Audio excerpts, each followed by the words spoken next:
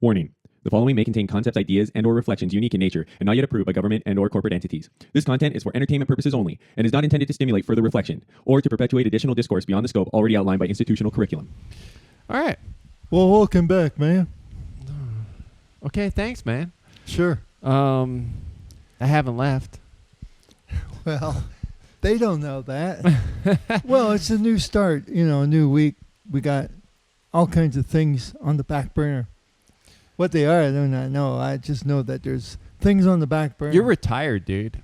But not retarded. Okay. You can have a little bit of both, maybe. Yeah, well. Okay, so what's on your mind today? Well, it's not like I'm struggling to come up with an idea or anything. No, I think today I want to talk about ignorance as a defense. Yeah, I mean, it's obviously the entire idea of ignorance is bliss is a bunch of BS. So let's get into this. We'll cue the intro and then we'll start discussing. Okay, choir master.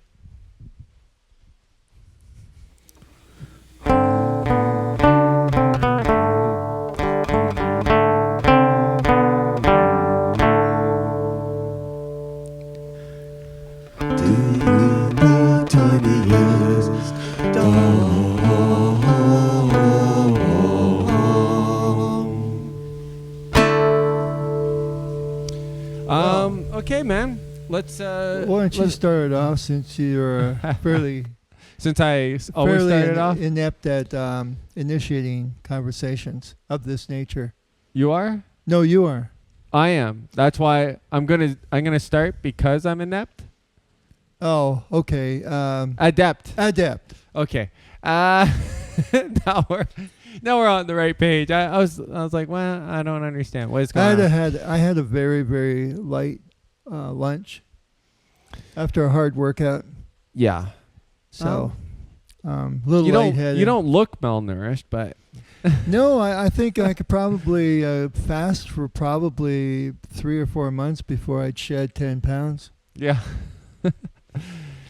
Fun fact. I'm kind of like Christ where he says, I have meat to eat that ye know not of. It's like a Jeopardy category. George's anatomy for 200, please. How many days would it take for George Morris to lose 10 pounds, let's just say? A month. I'm sorry, contestant, that is. No, what is a month? What is a month, yeah. Or what is 1 month? It's 30 days, usually, Alex. Maybe sometime 31, 28, February, 29, leap year. Anyways, the next category. Yeah, you can tell it's a Monday, No, so yeah, let's get into the idea of maybe some individuals hiding behind a veil of ignorance. One thing that I've noticed in my medium length life is how people will tend to only be ignorant when they're getting some sort of advantage. Oh out yeah, of the like situation. I remember, talking to one person and talking about the demographic change, and let's just say that person would be like, I just don't really see color at all. I'm making $100,000 and I don't even know if those people picking my cotton, I don't know what color they are. I mean, never even noticed. Are they did really? You say they're black? They're black? They're black? Really? Because I thought I just hired a bunch of Irishmen, but apparently... Not that would necessarily be better. No, because I don't really see color. Yeah. No, so it is, the irony is that a lot of times people put on a veil of ignorance because they're getting some like little advantage. They're getting some kickback from something. And they're winning on their neck out either and give an opinion one way or the other. Yeah, it's kind of like old people. Like if you take a lot of old people in Canada, they're like, oh yeah, I don't know. I mean, what's the economy? I'm not sure. Why? Because they bought their fucking house for like 30 grand or 40 grand, and now it's like $1.2 million. That is factoring in to their level of ignorance. They're just blissfully ignorant, but they're purposefully doing it. It's not like an accident, because if their house was devalued and that 30 grand house was now worth $1,000, they all of a sudden become aware. They would be like economic experts now, and they'd be out there like telling everybody what's wrong with the system and everything. And so, yeah, this type of lackadaisical, and convenient level of ignorance. And I think when that comes down to sometimes even in nation states where people are getting some like advantage in from like in the particular things that they have invested in, or they're invested in companies, or maybe they have a company themselves, and they can kind of be blissfully ignorant about geopolitics.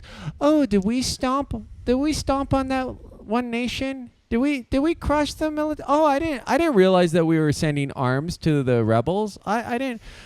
Oh, did the CIA kill that guy, the president of that country? Oh, man, I don't know. All I know is that we were given the mineral rights in in Ecuador. I don't know how that happened. I think just the people had a change of heart. Wasn't that? I thought that's what happened. I remember sitting down, me and a buddy of mine were talking about immigration and how it couldn't possibly continuously be a positive net benefit for the country. And this one guy who happened to come, just retired from a very reasonably lucrative gig working for a cable company, and he just sat there smugly saying, "Oh, I just love immigrants because they're paying for my pension."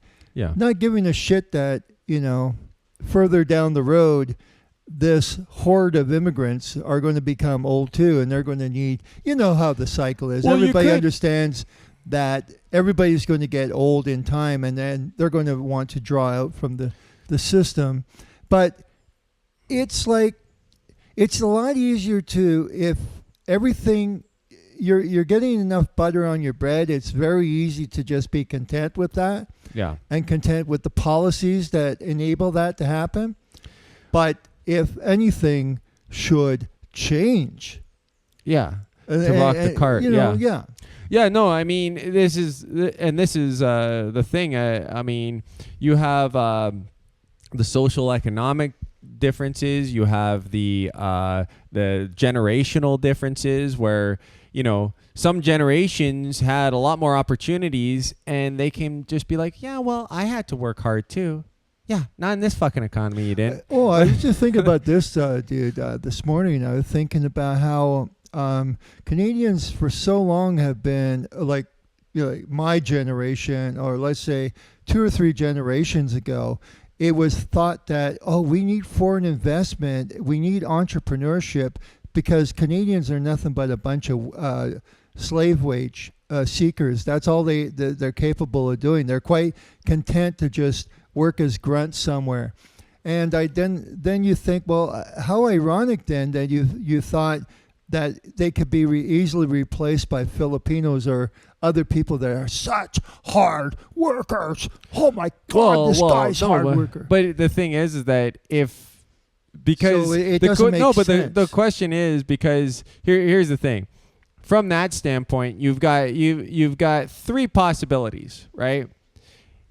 Everybody is equal, which means there's really no point in mass immigration because everybody's the same. So why would you swap out the same block for an identical block if they have the exact same dimensions? It'd be basically climate shopping. Then you'd say, okay, well, there's some people that like but that's from the person. No, that's why a person. I don't care about why a person wants to move. I'm talking about why a nation wants to pull people in. I wasn't necessarily thinking we were going to talk about immigration, but this is another weird thing about just immigration, is that no matter what nation you have, no matter what the size of their immigrant population is per year of legal immigrants, the vast majority are denied entry. Like, this is just how it works. So if Canada lets in 400,000 people a year, there's like 1.2 million at least applicants trying to get into Canada, right? So even like if you have a massive possibility, even if you your 80-year-old grandmother from India can come and get a pension that she hasn't paid into. Right. But I'm saying that, like, so even if you, and that's like conservative, because it could be even higher than that. There could be like 10 million people that want to come into Canada every year. So instead of, and you know, we're talking about like a really high immigration rate, right? So these things are always controlled. They're never, the border is never wide open, even if it seems like it's wide open. You got to keep in mind, there's 8.5 billion people out there, and Canada has 40 million people.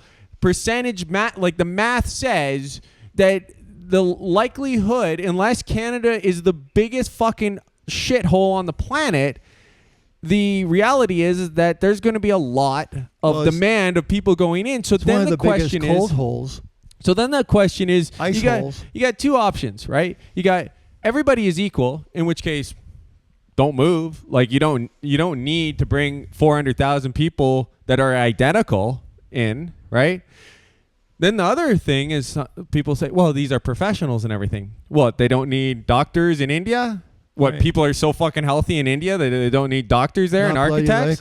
So then you're draining a country. If you're bringing in the brightest minds from a country, nobody's thinking that it's a drain of it's a brain drain in that country, right?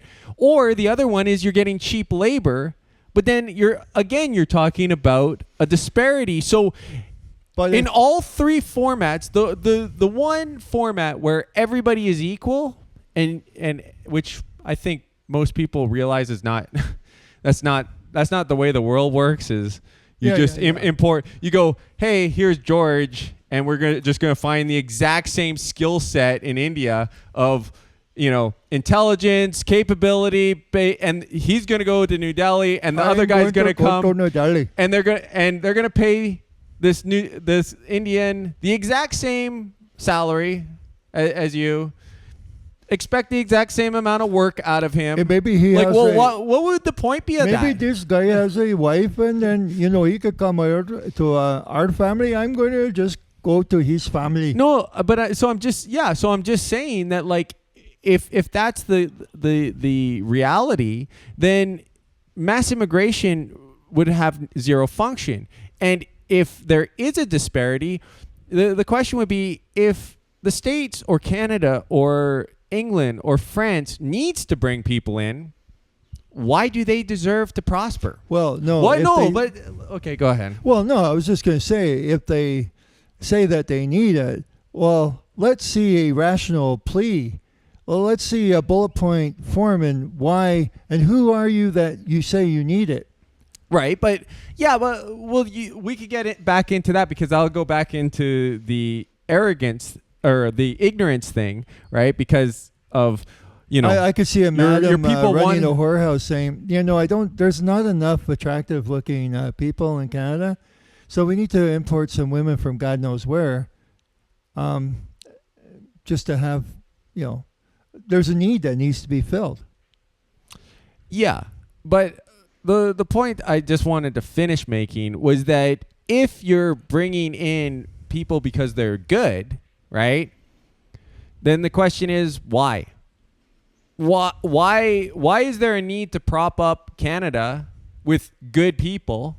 Why does Canada deserve to be propped up? Why don't those people just stay in the country and build up their own country to be much, much better than Canada? Because why does Canada, the name and the territory, why should it be put on a pedestal of being the number one top dog by just milking the planet's population for all the best doctors, blah, blah, blah? Not that I believe that that's the case, but I'm just saying, theoretically, if that was what was happening, why? There's a theory that's going out. It's called magic soil. Now, the West, for some reason, has this magic soil. The States has its own magic soil. Yeah. Canada has his, and Europe, the various parts of Europe has more magic than others. Like England right now has got really magical soil that a lot of people in the non-magical regions of the world want to get to England. So they'll even bypass France. Yeah. Now you'd think there would be a lot of magic going on in France. Not so. Not to their exacting standards. Man, these people with no magic soil, they have a very refined, keen taste for magic soil. Right. Yeah, well, sure. And this does fall in line with ignorance. Yeah. Because it's just a component of one area of ignorance that a lot of people prefer to be remain in their ignorance, and but eventually a lot of times the people that are ignorant or some people are just ignorant and they're basically they're chopping off their own foot and they don't really realize it. But there's plenty of people out there that are basically, I love everybody. Well, is that because you've got Filipinos coming in and working in your meat packing plant and you're paying them like fucking half of minimum wage and you're having them sleep on the floor? A traditional Canadian, it's still enough of incentive, even if you paid them. Yeah, well, especially if you can crack the whip over their ass in a way that you couldn't with Canadians and say, look, this is what I expect you to produce. And if you don't, well, we're sending your ass back to the Philippines. You can't do that with the Canadian. You treat him like shit. You put a collar on him and you start slapping his ass with a baseball bat. He's going to go, you know what? I'm just going to fucking quit. No, right? How about that? He's going to pull a Luigi Maggioni on you. Yeah, right? So this is where the blissful ignorance. I am a kind person, and so I want to see all kinds of people in Canada. It's amazing people can make that self-assessment and then screw them over royally. What other attributes do people say they have? I'm a really nice guy. Well, and then there's the other point of ignorance. I'm just trying to there's another third world women, dude. Going on a sex There's another point of ignorance where people will talk about how they like or they appreciate something and they don't even know it. It's kind of like people talk about other people on the planet, like other countries, other nations, other ethnicities. And they talk about it like they're a connoisseur of some like fine dining. And you're like, oh yeah, well, when did you go to the restaurant? Oh, I've never been. No, I've never eaten that food before. I read a review by someone. But I have strong opinions about beluga caviar, even though I've never consumed the fucking shit. But I think there's... And you go, well, you kind of need to know something like inside and out to say that you have an opinion about it. In my opinion. Let's just move on, because I think there's another major area of ignorance, and that is in the medical field. People will so willingly not do their own research. They rather just go to their GP because it's paid for, and or the private insurance company allows you a visit to your GP, and he'll make a prescription based upon his 6 years of intricate medical. With all honesty, he takes that. Is it the Hippocratic or Hippocratic oath? Anyways, there's Hippocratic oath, and there's no hypocrisy in that, by the way. And yep. So he'll write you out a prescription. That was a joke. It was my a detector Monday. went off, and I was like, boom. Oh boy, that sounds funny. That is a joke. That is at least 10 times funnier than anything AI could come up with. Anyways, so there's a lot of people that are willfully ignorant when it comes to their own medical. I think that stuff, though, and it's a good point, but I think that stuff too is what a lot of people think when they think of ignorance, is where something will formulate a person into being a victim because they're dumb shits, they're going to be taken advantage of, they're not going to get they're going to get screwed over in business. They're going to get screwed over with, the products that they're having, and they're not going to be managing their finances. And there's so many ways that someone who's ignorant can be screwed. And that, I think, is that's a concept a lot of people understand. Sure. Yeah. Well, just, you can finish your point. I can?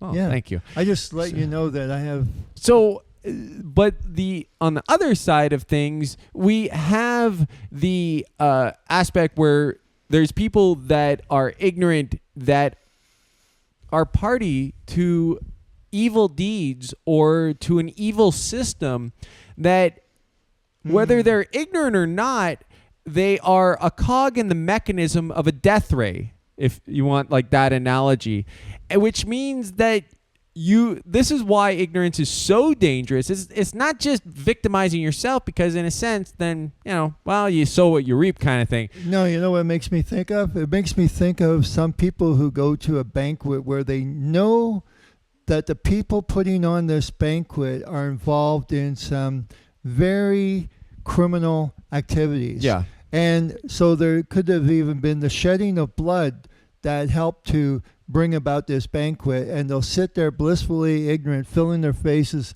with the luxuries that this banquet's able to provide. Yeah, and I think to instruct people that you are morally responsible to inform yourself. And that 9 times out of 10, you have to be like full clinically retarded to basically say, look, I'm so stupid, I cannot be held responsible for not knowing what's going on. I take it that you have this sentiment towards retarded people because why? You always seem to disparage their intelligence. I'm not no, clinically retarded is clinically retarded, and it's nothing against those people. I'm saying, actually, I'm pro retard. Bro, I'm a big fan of retards. I know a lot of great retards. Some of the best people are retards. I love them. Amazing people. But what I'm saying is, a lot of the people that voted no. No, but what I'm saying is that you're actually not responsible if you're like clinically retarded. But here's the thing: most people are not clinically retarded. Okay, good. Right? It's a facade of, oh, really? Oh, is that what happened? Right? And what I'm saying is that for the most part, those people don't get a pass. And if you're a part of an evil system, it's incumbent upon yourself, not someone else to inform you. It's incumbent upon yourself to inform yourself what this institute that you're working for, what this government entity that you're employed at, or what your actions just in society, the implications that it can have, it's incumbent upon yourself to be informed. Sure. Yeah, I was kind of thinking about back in the Vietnam era, Mm-hmm. where you had a lot of hippy dippies. I mean, there was a large segment of that generation were nonconformists, tree hugging, pot smoking, blah, blah, blah, blah, blah. Yeah. And the last thing that they wanted to do was think about picking up a gun and learning all the mechanisms on how to clean it, load it, and shit like this. Yeah. But when they got the draft notice, their ignorance was not blissful. They now were catapulted in a lifestyle that was completely removed from what they were practicing, or at least the pretense of what they were believed in. Because life is not like a point. It's not like one, like you don't just live and it's just this one point and it just stays there and nothing happens. Our lives actually move in a line, and it shifts and it changes and, adjusts. It does mean that if your life is going like this and you're ignorant, chances are your ignorance is not going to even flatten out the curve. It's just going to continue to get worse. It's going to progressively, nosedive. And in a sense, when we have collective ignorance, the entire ship is going down. And the whole then, fucking thing is coming crashing down. And then around us. and then one of the last examples, I mean, I'm sure there's other examples, but many times you heard that ignorance to the law is no excuse. Yeah. So you're not practicing law. You're not studying what the fine points of the new laws that have been added just in the past year by any one of your governments. But you break one of those and you have a law enforcement, and now you're accountable for the law that you broke that you didn't know you were breaking because there's more new ones added. Nobody ever really rescinds these damn laws. But in a sense, I think that there is it isn't a blissful ignorance, but it is definitely a willful ignorance to try to basically obfuscate your own guilt in the situation. And you're doing Absolve yourself of subconsciously or consciously. But in a sense, money, the entire love of money is that apparatus. It's a willful guilt or a willful ignorance, right? Because let's just say we took away money, right? And you were just like, hey, massage my body, right? And you're like, why? Well, because I want my body massaged. It'd be like some bum laid out on the street and says, hey, I really feel like a massage now. Well, they might not say it in English. They might say it in whatever language that they happen to know. Okay, dude, I don't want to ignite homeless massages. That's not the point. What I'm saying is that when we have money, we get to kind of like separate ourselves from the people that are forced to do things for us. And if we had no money, then we have to involve ourselves more and go, look it, I'm going to fucking kick your fucking teeth in if you don't do things for me. How about that for a motivation? We would have to be more proactively like in people's face and aggressive, and we couldn't plead ignorance. Oh, I didn't know you weren't getting food this week. We'd be much more savvy because you can't force someone to do something for you, right? With money adds this layer of separation, right? You go, well, how much is it? Oh, is that enough for your family to live? No, you don't care. It's just this is the numerical number of exchange, right? And so this is why money is such this great thing, because there's all these circus acts that can the juggling and the ball underneath 3 cups, and a lot of maneuvers can be done to basically make people, oh, well, the economy is really complicated. No, you want to own the world, and you want to own all the people in it and all the things in it, and you want to force them to do things against their will. That's what you want. It's not a complicated system. It is a system to create some layers of separation between you and your desires and the crime. Yeah, it's the means by which to compel. Yeah. And just dangle the money, and you're compelling them. Yeah. And now, some people will say, take your money and shove it. Those are people that are more principled than others. Yeah. But anyways, the theme was really supposed to be on ignorance. No, but I'm saying that it is a form of ignorance, because you can say, if you just had, like, let's say you are a landowner and you own like 90% of all the land in a country, right? If people are like, well, I'm hungry, and you go, well, die, you can't say, oh, I didn't know the person is hungry, right? But if you go, well, I have a big giant grocery chain, and bread costs $9 a loaf or whatever, and a person doesn't have the money for that, he can have this level of ignorance, being like, oh well, that's just the market deciding the price, and I'm not willfully trying to starve you or anything. It's just I don't know what's happening, and so he that's creates a that form level of detachment, and I think which is a form of ignorance in a sense. The more responsible. Okay, let's just assume that the people who, as you climb up and become wealthier, then a certain level of responsibility would be attached to that, and attached to it, but then you would have to detach yourself more from the rest of mankind, because there would be, in a sense, more onus placed upon you to actually do something which was within your power to do. And if you don't do it, then...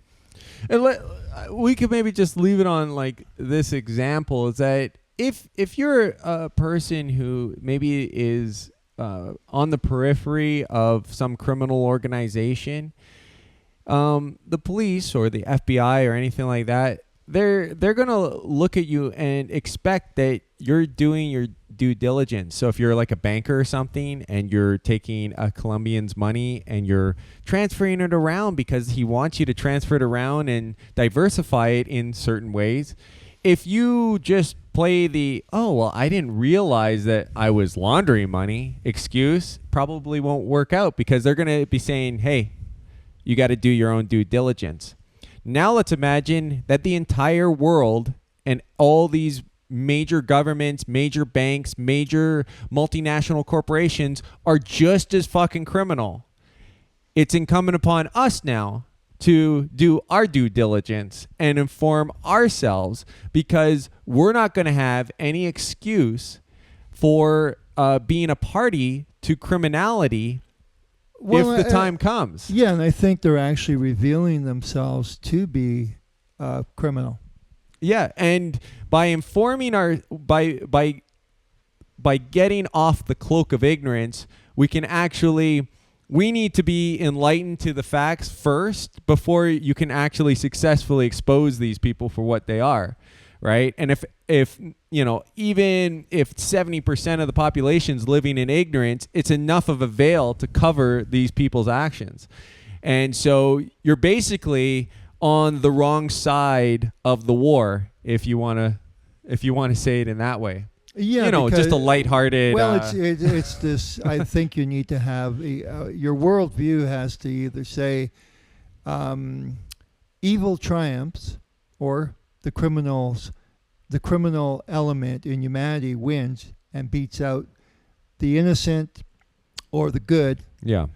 The productive. See, I like to also say that evil is more, instead of with the spiritual connotations or any type of religious or biblical connotation to it, just say that evil is that which destroys and takes away, robs, steals. And the good is that which imparts and builds. Or builds. Yeah. And gives. Yeah. Yeah, so exactly. Keep that in mind. And you could also say that living in ignorance also basically withers goodness on the vine, because if you're ignorant to the evil, they are allowed to steal and destroy. And when you have people in society that steal and destroy, doesn't provide a very good soil for a productive person to grow in. Right. Yeah. And maybe we'll just leave it there. Yeah. All right. That's Monday. We'll see you tomorrow.